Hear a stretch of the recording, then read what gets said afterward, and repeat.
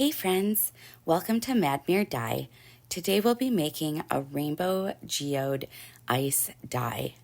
So the first thing that I'm doing is I am situating the shirt sort of on a diagonal, and I'm going to take my sinew and wrap it around. I generally wrap around each section about 5 to 6 times. I go around each section about 3 times, pull it tight, and then I wrap it around a couple more times. The trick is not to pull the sinew too tight because the synthetic sinew can break, and also by pulling it too tight, it can damage the fibers in the synthetic sinew, which can make it really, really difficult to unwrap after the shirt is done dyeing. Also, I'm randomly selecting each section, so there's no measuring or anything like that. I find that my geodes come out much better the messier and the more random each section is. So sometimes I might wrap as close as 1/2 inch to the previous section, and sometimes I might even go as far as 2 or 3 inches. So it really just varies. Also, I find it best when I really keep each section messy and kind of random. If I make it too neat, it just doesn't turn out as good. Now, if I were doing a folded dye with a specific pattern, that would be a different story. I would probably want sections to be very specific and even. But in this case with geodes, you really just want to kind of grab a section, and sometimes I'll even pick up a little extra on one side and kind of tousle it up to make it a little bit messier than it was. Even though I'll be doing a rainbow dye on this one, I still like the lines to look as realistic as possible. Also, as I'm getting towards the end, I'm also thinking about how many sections I still want to add in. There's been times where I've had a plan and then I've run out of shirt or whatever item I'm wrapping.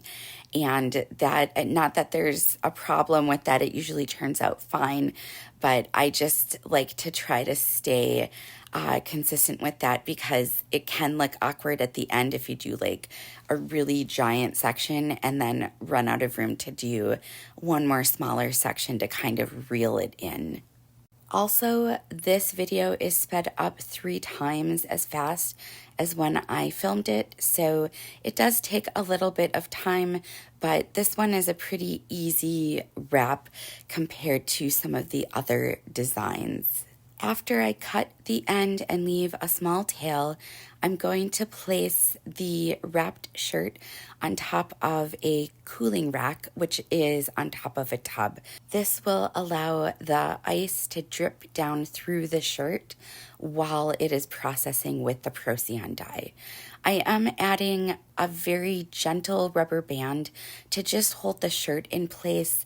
I find that if I put it into a circle and then wrap a silicone cake mold around it, it also helps to distribute the colors in a more random effect instead of just going down the line.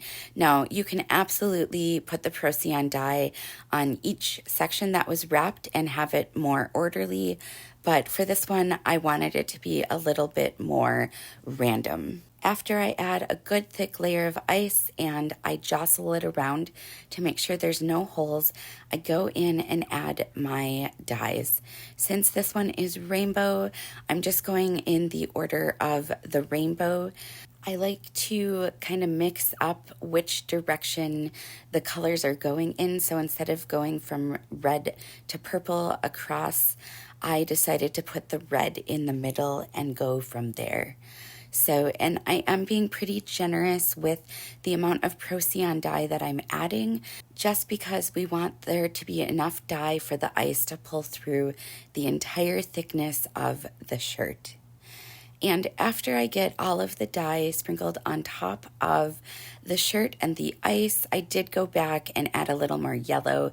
Yellow tends to be the color that gets eaten up, so just because it's the lightest, and I want to make sure that doesn't happen. And then I add in a layer of soda ash.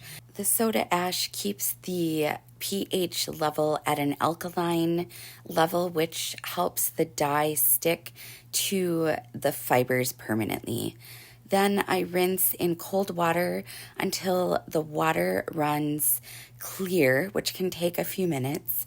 Once it's been rinsed in cold water, then I can move on to unwrapping the geode.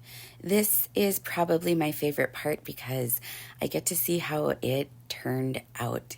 So this video is sped up at 4 times, so for me it does take a few minutes to unwrap. On these longer wraps, I can cut off the excess and keep unwrapping it if it helps it from getting untangled, but I'm not having too much of an issue here. It's going pretty quick.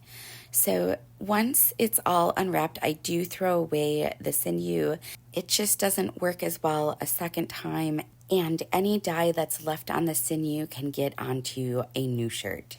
Here it is after it's been unwrapped, and then I will throw it in the wash with some textile detergent, and here is the final result. Subscribe, like, comment, and let me know how you think the shirt turned out in the comments below.